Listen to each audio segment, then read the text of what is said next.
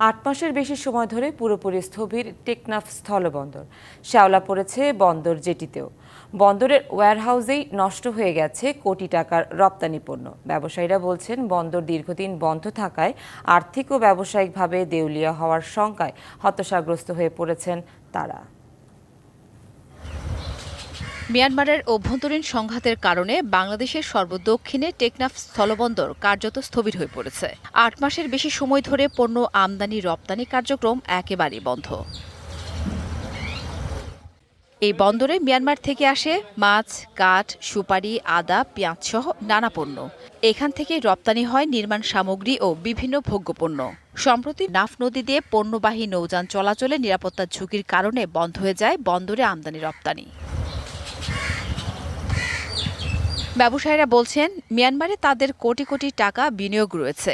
বন্দর বন্ধ থাকায় আর্থিক ও ব্যবসায়িকভাবে প্রায় দেউলিয়া ব্যবসায়ীরা। 4 গুণ শক্তিশালী এনজাইম ও অধিক ফেনা সমৃদ্ধ অরিক্স সিলভার ওয়াশ মাত্র 70 টাকায়। দুঃখের বিষয় সবগুলো চলে গেছে। আর আজকে টেকনাফে যারা আমদানিকারক রয়েছে তারা ব্যাংক থেকে লোন নিয়ে তারা এখন পথের ভিখারি হয়ে গেছে। টেকনাফ স্থল বন্দরের কার্যক্রম সম্পূর্ণ বন্ধ থাকার কারণে বিপদে পড়েছে হাজার হাজার শ্রমিক, বিপদে পড়েছে ব্যবসায়ীরা, বিপদে পড়েছে হাজার হাজার কর্মী মানবতার জীবনযাপন করছে। এখান থেকে মালামালগুলো আসতে পারতেছে না। এখান থেকে সরকারও কোটি কোটি টাকার রাজস্ব হারাচ্ছে।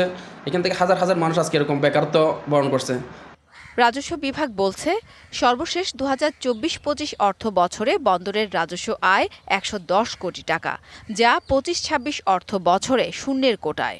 ইয়াঙ্গুন থেকে যে জাহাজগুলো আসতো সে জাহাজগুলো আরাকান আর্মিরা আটক করে চাঁদা দাবি করত। আরাকানদের সাথে বাংলাদেশের আমদানি রপ্তানির ক্ষেত্রে তাদের কোনো বৈধতা না থাকায় আমরা তাদের সাথে আমদানি রপ্তানি করাটা একেবারে স্টপ হয়ে গেছে। যার ধারাবাহিকতায় কক্সবাজার ডিসি অফিসে একবার মিটিং হয়েছে, এরপরে বাণিজ্য মন্ত্রণালয়ে মিটিং হয়েছে। পরবর্তীতে তাদের সিদ্ধান্ত মোতাবেক পোর্টের কার্যক্রম শুরু হবে বলে আমরা আশা করতেছি। এই সীমান্তে চোরাচালান রোধ ও রাষ্ট্রের রাজস্ব আয় রক্ষায় দ্রুত বন্দরের কার্যক্রম চালু করার দাবি সংশ্লিষ্টদের। DBC news desk.